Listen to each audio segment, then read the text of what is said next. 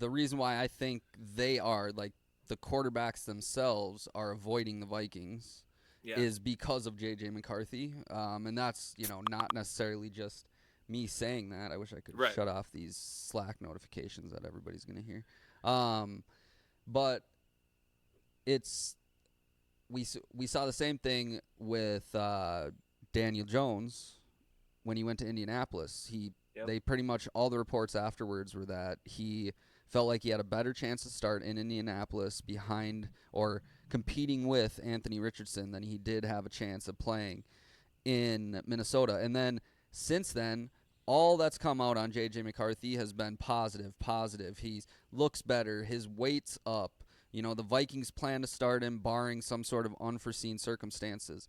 And then Joe Flacco doesn't sign, and then you throw in Aaron Rodgers too. Why isn't Aaron Rodgers signing? Why aren't they interested in Aaron Rodgers? And what we found out is because they feel comfortable, at least for now, handing the reins over to J.J. McCarthy. And then today, Joe Flacco signs elsewhere, talk to the Steelers, talk to the Vikings, and eventually ends up, I'm blanking now where he even ended up. Cleveland with the Cleveland, Browns, back yes, where with the he Browns, with was before Stefanski. with That's right. Stefanski. Yep. So, Where he had his resurgence, I will say. yes, where he won Offensive Player of the You Year or know, Offensive Comeback Player right, of the Year in exactly. So, 2023. I mean, he definitely had a reason to go back there. And then, hmm secondly, I'll say all the reports, at least from what I can remember, were that Flacco was trying to initiate conversations with us. Yeah, well, it sounds like that's been the case for all quarterbacks.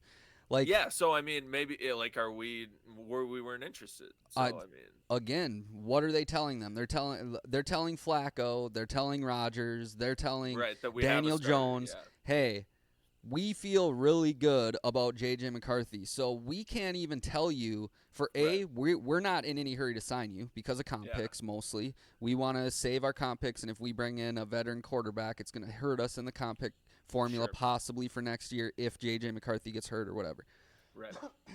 And so they're telling the quarterbacks like it's just not that big of a deal to us because we are so confident in J.J. McCarthy. And then they go to other teams. They go to Indy. They go to Cleveland. And it's, well, you're competing with Deshaun Watson, who Right. was absolutely horrible last year and Well, and they've nobody in already this made town yeah, likes. they've made public comments about how they like maybe not even I don't know if he's going to be rostered or if they're going to play or what's going to happen, but their owner is like the comment he made was something like, "Yeah, we made that mistake. We're trying not to make that again." Like Right. when they were Yes, I talking remember about that. signing free agent quarterback. So that was kind of like a, is Watson even going to be there? So Yep, that's a good point. And then you look at Anthony Richardson. Everybody sees his battle with Daniel Jones as a coin toss at this point. right, And so that what does it all lead back to? It leads back to the Vikings are telling these quarterbacks, like, yeah, maybe the Vikings aren't calling them, which says enough. right, yeah, And then they're telling the quarterbacks when they do talk, like, yeah, we would love to re-engage in conversation after April 28th at 3 p.m. Central Time when the date for comp picks, compensation yeah, picks is done. We would love to re-engage in conversation then, but just to let you know, like, don't wait around for us, essentially, is what they're telling them because we feel really comfortable about where we're at with J.J. McCarthy. And that, to me, is why all of these. And to me, like, I don't see that, and I don't think anybody else does necessarily either, but I don't know if I portrayed it well enough in my article that, like, this is an absolute positive thing.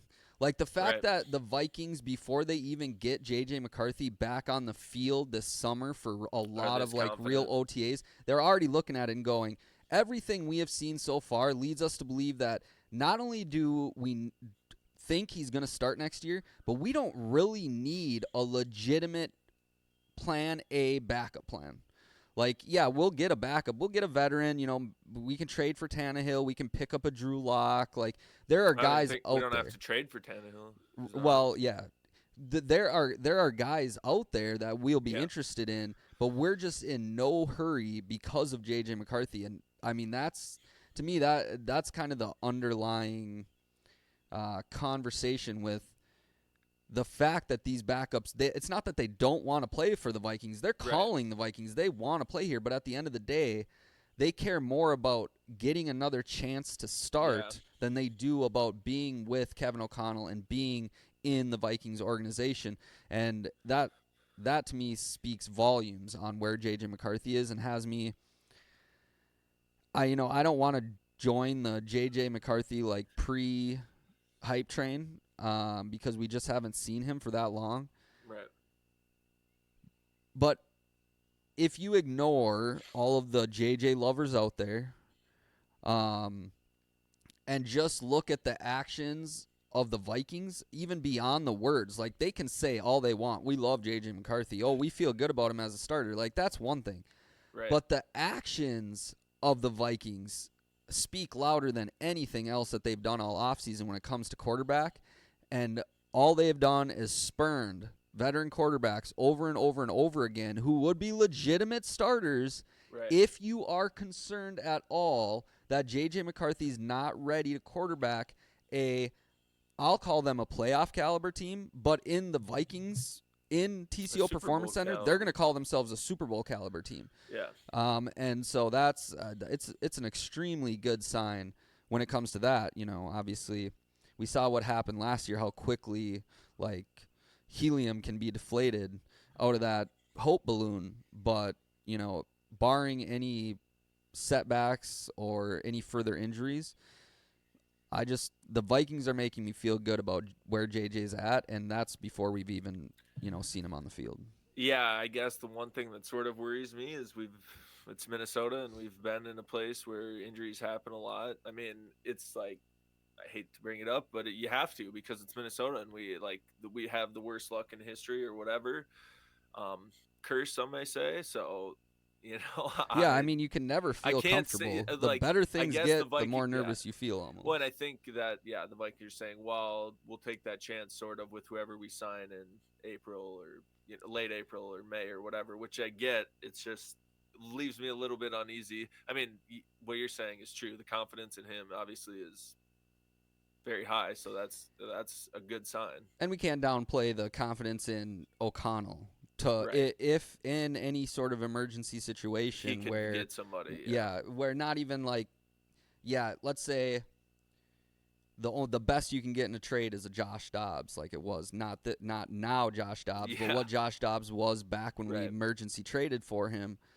If that's the best that you can do between that and what's already on your roster, you've seen O'Connell squeeze every piece of talent out of any quarterback that he's worked with. Right. So Which should. that also adds to the confidence that you have in JJ that if there were to be some sort of nuclear situation that happened again, that you do have the best quarterback whisperer, head coach, runner of a program to possibly deal with that, probably in the entire NFL. So that I think plays into their confidence, and then what it's leading to with these quarterbacks.